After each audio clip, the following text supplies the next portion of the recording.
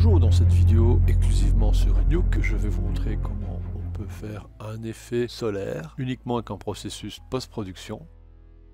Premièrement, et c'est très important, vous devez déterminer la taille de votre setup en appuyant sur S lorsque le pointeur de souris est dans le node graph. Vous allez déterminer votre taille de rendu. Une fois que la taille de rendu est déterminée, on va basculer en 3D. Ici, je vais créer une sphère, donc bouton droite, 3D, géométrie, sphère.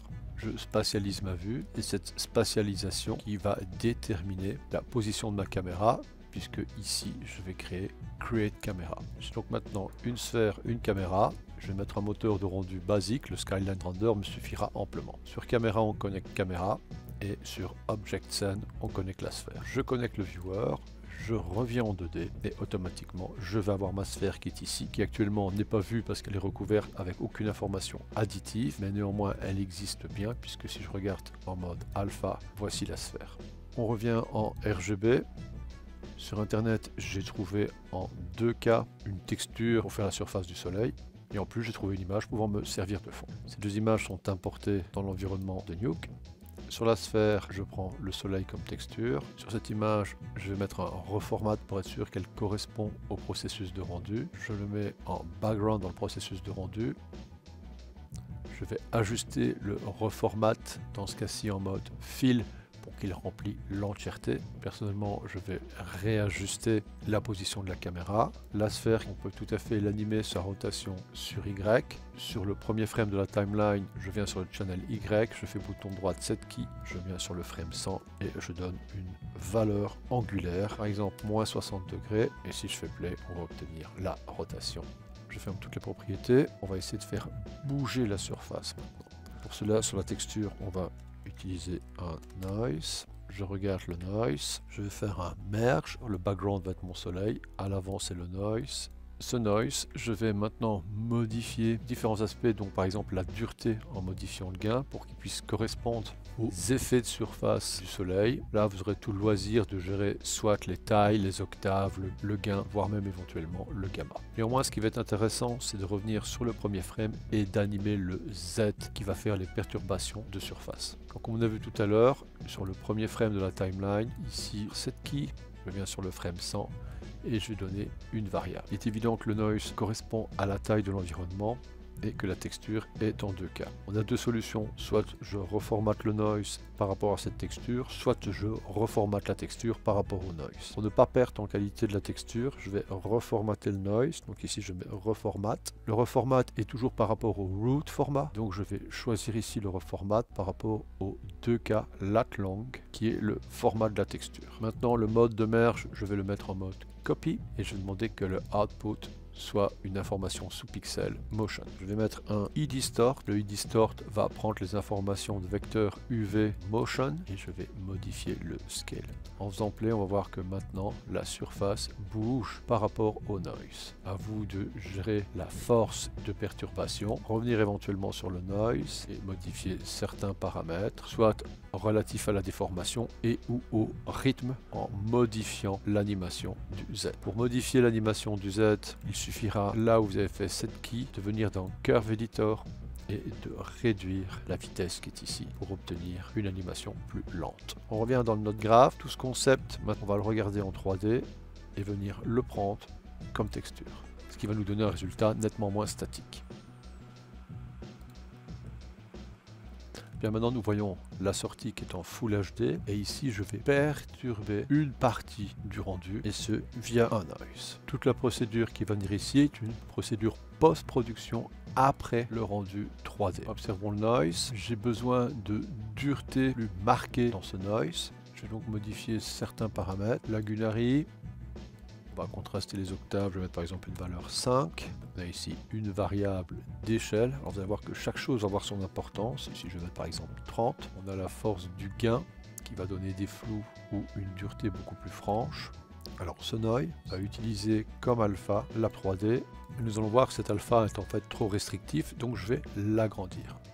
C'est ce qu'on fera par la suite. On va mettre ici un blur directionnel, dir blur de direction blur. Le centre, on va le mettre au milieu et vous allez gérer la force. Remarquez que le direction blur donne une extension, mais celles-ci ne sont pas réellement bien atténuées sur le bord. Comme j'avais signalé au début, je vais donc mettre ici un Erode Blur. Cet Erode Blur va travailler exclusivement sur l'alpha, agrandir l'effet et flouter les bords pour avoir une atténuation. Je ferme tous les paramètres. Ici, je vais utiliser un filtre qui va accentuer les effets. Bouton droit, filter. Je vais choisir ce filtre. Et le dernier filtre que je vais utiliser va être le plus important, c'est le Edge Extended.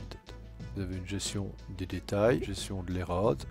Une des choses importantes à ce stade, c'est de cocher l'option Source is Pre-Multiplied. Vous allez voir, vous êtes amené dans l'érode à remettre des petites valeurs. Pareil pour les forces de détail. Alors vous allez jouer sur ces deux valeurs. Ces valeurs seront tributaires aussi du noise. En effet, si vous revenez au noise, vous allez voir que certaines valeurs peuvent anéantir totalement l'effet du edge ou l'enrichir. Donc je vous conseille toujours de travailler avec des modifications très légères, aussi bien sur la variation d'échelle, sur le gamma, le gain. Et ce qui est très intéressant, c'est lorsque vous allez animer, vous allez avoir des variables additives qui vont être animées. Alors que dans tout ce qu'on vient de faire en post-production, nous n'avons strictement rien animé. À ce stade, vous pouvez enrichir le mouvement en animant le Z du noise. Alors l'animation va être légère, on va venir au premier frame, refaire un set key, venir au dernier frame et mettre une clé d'animation.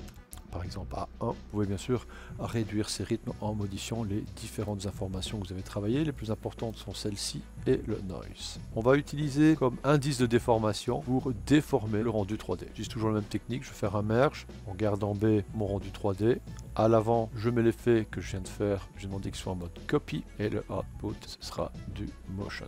Je remets un indice de déformation, un i-distort, qui va utiliser comme vecteur le motion. J'augmente le scale et je vais avoir une destruction au périmètre qui va au-delà de la 3D, un peu comme les explosions solaires. Le rythme, c'est vous à le gérer. Si vous avez du mal à gérer le rythme, n'oubliez pas que vous avez des outils comme le offlow qui permet de ralentir tout en gardant une certaine intégrité qualitative à votre vidéo. Donc ici la vitesse est à 0,5, vous pouvez accélérer ou ralentir, l'objectif était de ralentir. Alors l'intérêt, c'est comme je fais ça en post-production, il fait des déformations sur lui-même, mais en même temps aussi sur le background qui aurait comme aspect visuel de donner une réfraction due à la chaleur. Ces effets sont les effets d'explosion, ils vont avoir une tendance à être beaucoup plus lumineux, donc je vais mettre un glow. Vous gérez la brillance et ou la tolérance du glow. Pour l'instant, il agit sur l'entièreté de l'image. Vous allez voir qu'on va modifier ça. Nous, on a l'effet d'explosion qui, encore une fois, est tributaire du noise et de ses paramètres, comme par exemple ici la taille.